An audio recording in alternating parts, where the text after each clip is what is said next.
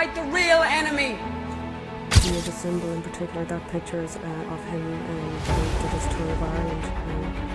Ireland has the highest instance in Europe of child abuse. I experienced it myself. I'll tell you one thing, she was very lucky it wasn't my show. Because if it was my show, what it gave us such a smack. I suffer from a condition called complex post-traumatic stress disorder from things that I went through growing up. Have you heard the latest bombshell about Sinead O'Connor's death?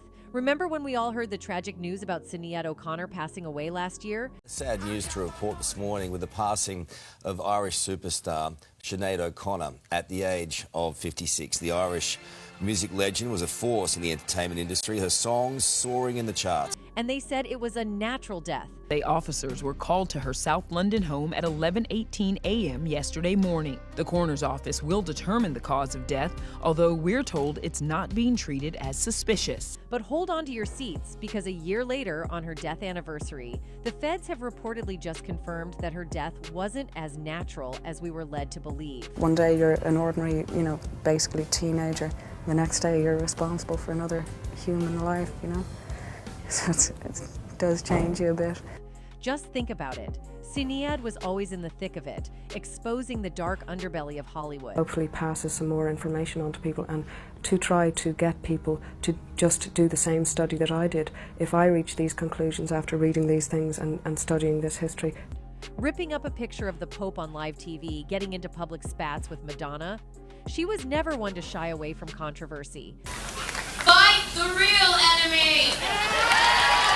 Something that somebody really believed in and kind of making fun of it. It was not, I think, making fun of Sinead O'Connor so much as showing a little sympathy for Sinead. But could it be that she knew too much? Was she silenced for her outspoken ways? It's all too convenient, isn't it? A year goes by and suddenly, we're hearing whispers that she might have been sacrificed by the very industry she fought against. Makes you wonder, what else are they hiding? Why did it take a whole year for this to come out?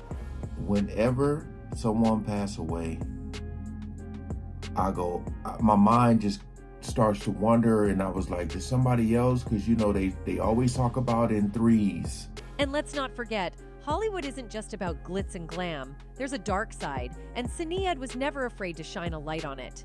So could her death be more than just a coincidence?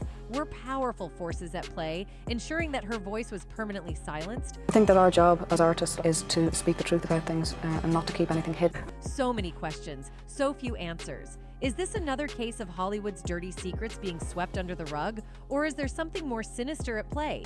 Buckle up to find out, because this story is far from over. So acclaimed Irish singer Sinead O'Connor was found unresponsive at her home in Herne Hill, South London, and was soon after pronounced dead at the age of 56 on July 26, 2023.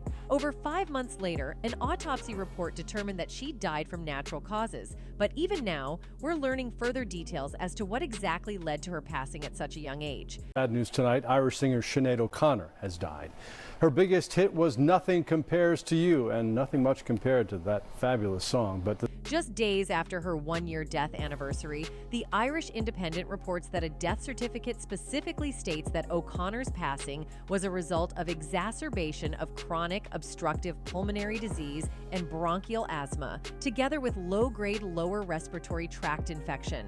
Earlier this week, the Dublin Wax Museum made the decision to remove a wax figure that was intended to honor the late singer after receiving considerable amounts of criticism that it looked nothing like her and was offensive.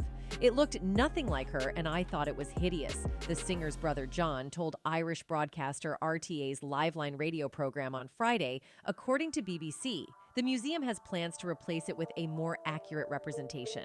Our team of skilled artists will begin this project immediately, ensuring that every detail is meticulously crafted to celebrate her legacy appropriately, they said in a statement. So this has caused many suspicions among fans now that maybe she was another target of the industry and they wanted her to be eliminated, or maybe she paid for being talking about what she knew about the industry. The message I am giving is that the church must be brought down, destroyed. Their days are numbered. They must be brought down. So to rip up the picture is what I'm saying. Yes, it is offensive to people because they've built their lives on this belief. But what did she actually do? In a split second, Sinead O'Connor defied a station executive, enraged an entire religion, and found herself in more controversy than ever before. She was always a musician, unafraid to voice her opinions, whether in whispers or out loud in front of millions. But nothing compares to her legendary performance on Saturday Night Live in 1992 when she stood up for thousands of abused children. Guy's lyrics protesting child, people taking advantage of children, basically. At the end of the performance, she tore up a photograph of Pope John Paul II. That pictures of him when he did his tour of Ireland. Ireland has the highest instance in Europe of child abuse. I experienced it myself, and I found his presence in Ireland, telling the young people of Ireland that he loved them, hilarious. Fight the real enemy. Saturday Night Live has seen several acts break the rules over the years, acts that often find themselves on the wrong end of producer Lorne Michaels' wrath. But perhaps none were as widely publicized as O'Connor's moment of infamy. The attempt to protest and cause conversation may well have come from a pure place, but how O'Connor would make her point upset millions of Americans, and one very important man in particular, the Pope. We knew in Ireland 10 years before anyone in America or Canada knew, so I understand that at the time I made that gesture, it was an abhorrent idea in America to suggest that a priest could be sexually a child. SNL, the now iconic late-night live television sketch comedy and variety show, has been running each week prolifically since launching in 1975, returning from its mid-season break this weekend. Each episode features a musical guest in the shape of a solo act or a band who performs 2 or 3 tracks after being introduced by the show's host. Make no mistake about it, being booked to perform on SNL with such an enormous audience can make or break a musician. Most musicians thrive on the high-pressure moment. However, some do not. Or perhaps we should be clearer. Some artists see the huge audience and the headlines waiting as an opportunity to make a point, be it political or personal. Elvis Costello did it with music when he changed songs midway through his set. Rage Against the Machine did it with flags when they hung the U.S. stars, and stripes upside down as a thumb to the nose of the establishment, and Sinead O'Connor did it with a picture of the Pope. Taking to the famous Studio 8H stage, the camera panned to O'Connor, who, staring directly down the barrel, delivered an a cappella rendition of Bob Marley's Song War. We know we will win. We have confidence in the victory of good over evil. The track choice was a deeply poignant one and was delivered as an attempt to protest against the widespread essay of children in the Catholic Church.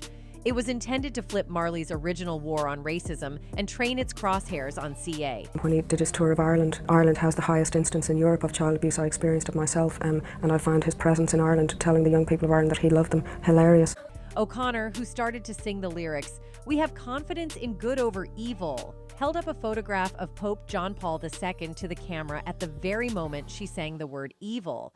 And with a flash of intensity, both in her eyes and vocal, she began tearing it up in pieces, throwing them at the camera and stating, "Fight the real enemy." Apparently, the photo was one that had been situated on her own mother's wall since 1978. SNL had no idea about the stunt O'Connor was planning, and during rehearsals, she instead held up an image of a refugee child, seemingly keeping her intentions inconspicuous.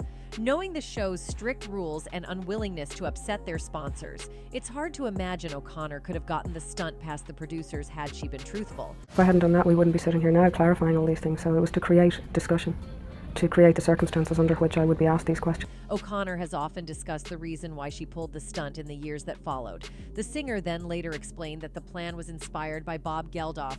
When the Boomtown Rats went to #1 in England with Rat Trap, Bob Geldof went on Top of the Pops and ripped up a photo of John Travolta and Olivia Newton-John, who had been #1 for weeks and weeks before, she told Hot Press. And I thought, yeah, what if someone ripped up a picture of the Pope? Half of me was just like, Jesus, I'd love to just see what had happened. It's not the man, obviously, it's the office and the symbol of the organization that he represents, she said in an interview with Time. In Ireland, we see our people are manifesting the highest incidence in Europe of CA.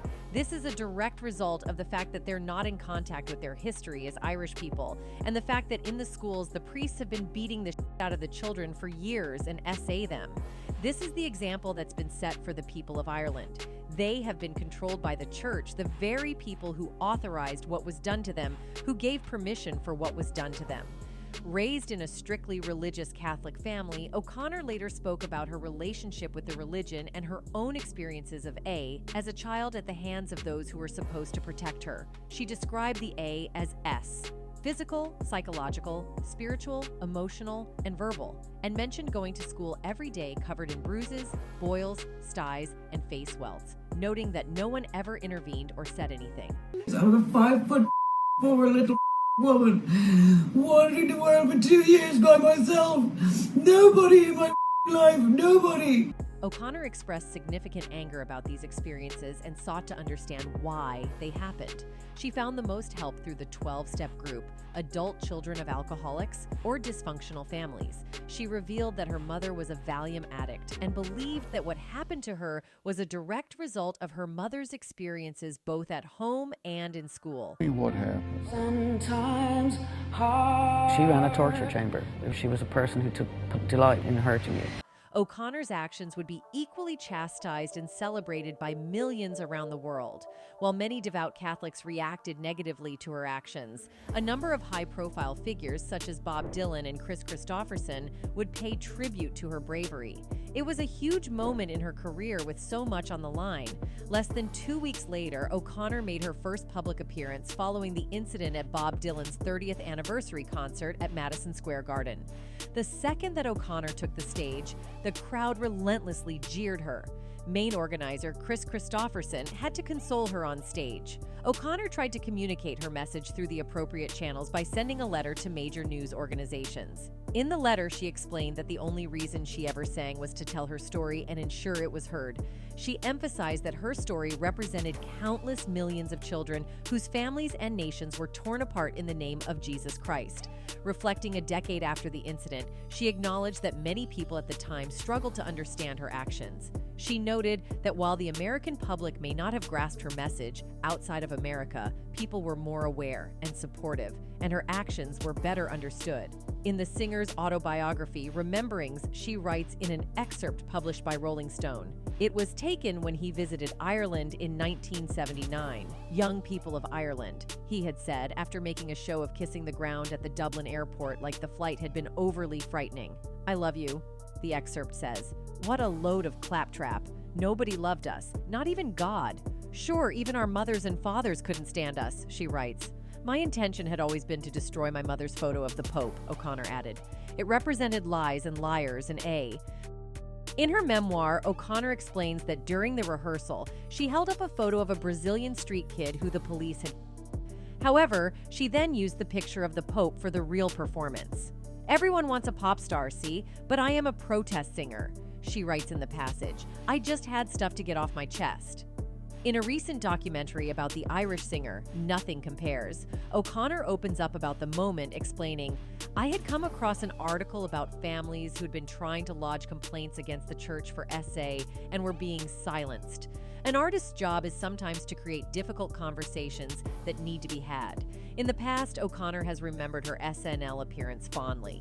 In a 2021 interview with Today, she called it a blessing, arguing that her criticisms helped prompt the discussion around historical child SA in America.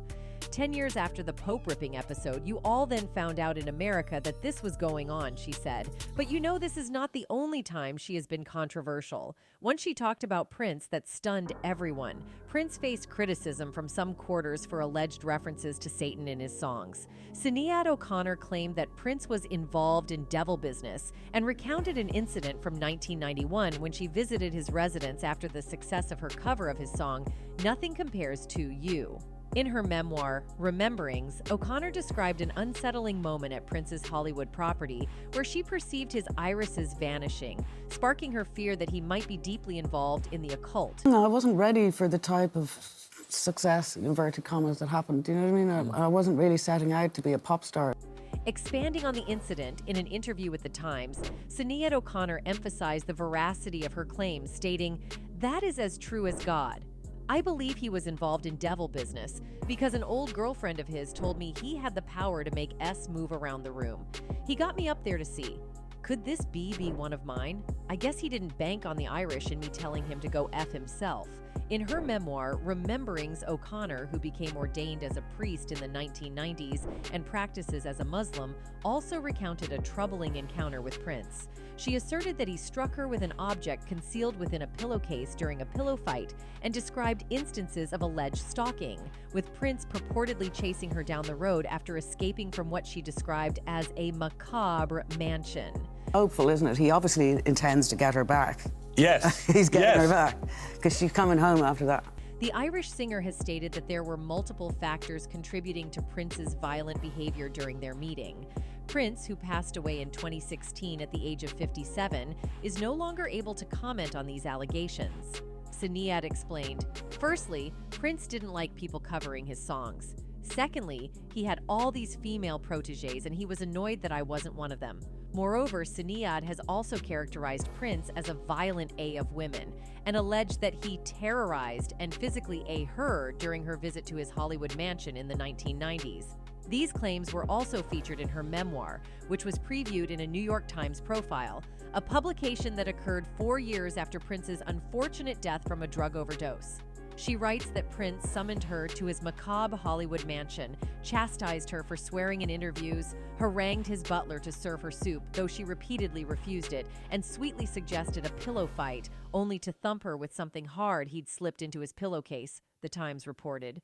When she escaped on foot in the middle of the night, she writes, he stalked her with his car, leapt out, and chased her around the highway. In her own words, Sinead wrote, "You've got to be crazy to be a musician.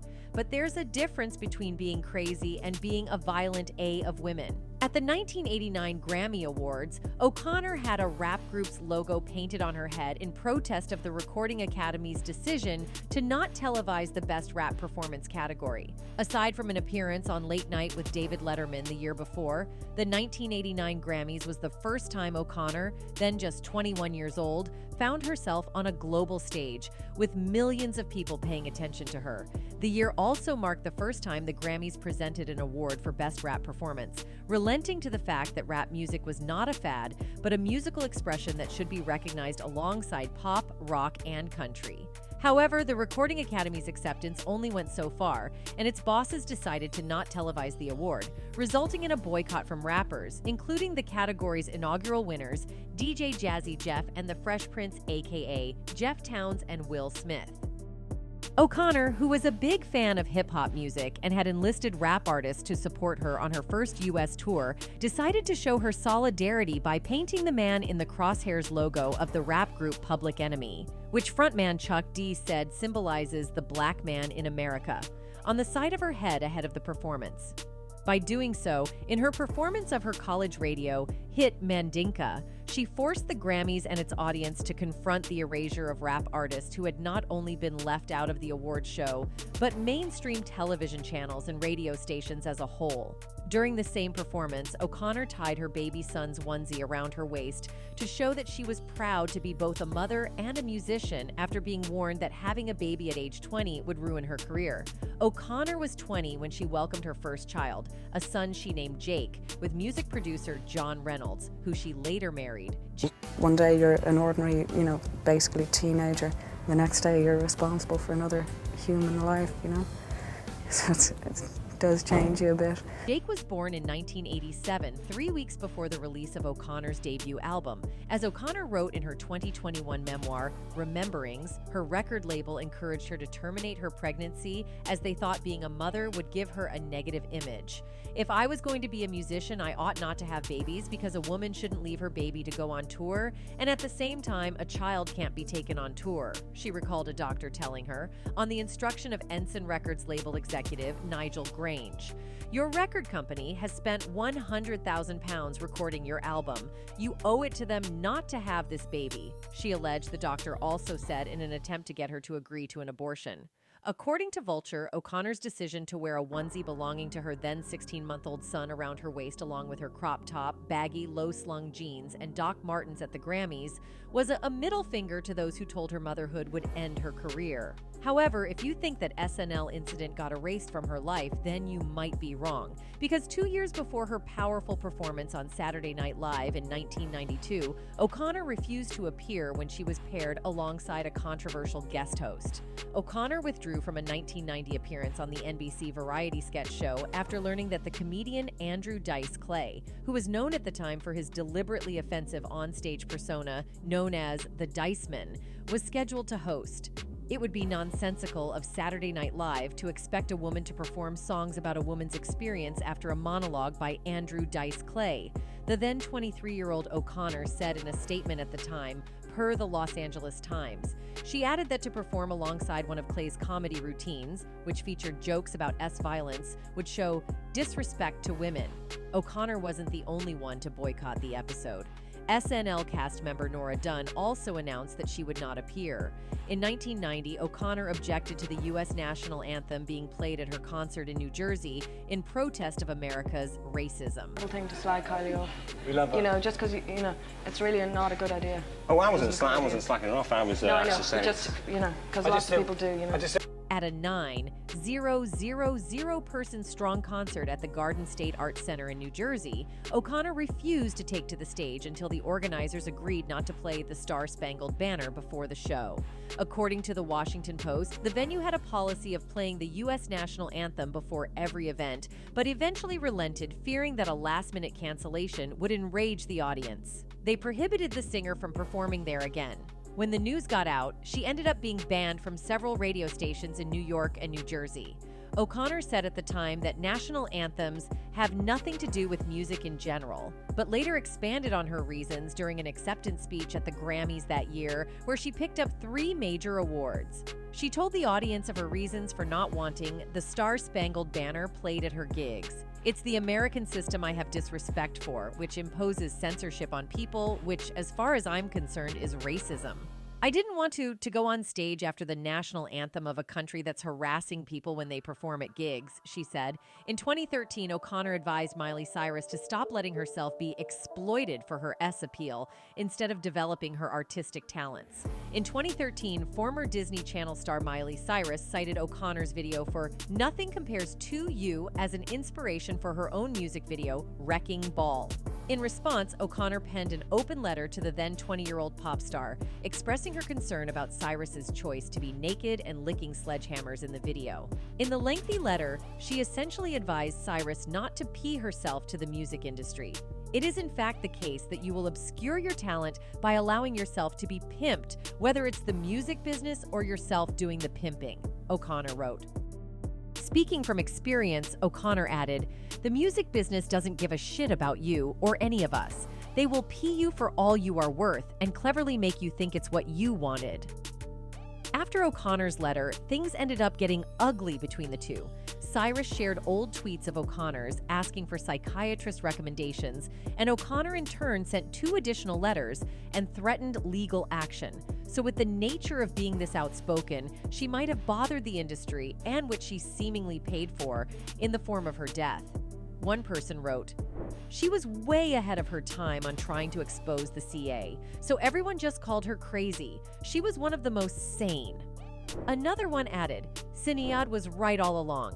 She summoned so much courage to expose the issues of child molestation in church. RIP to a brave warrior. And she was extremely talented, gifted, and one of the great voices." That's it for today. See you in the next video. Until then, goodbye.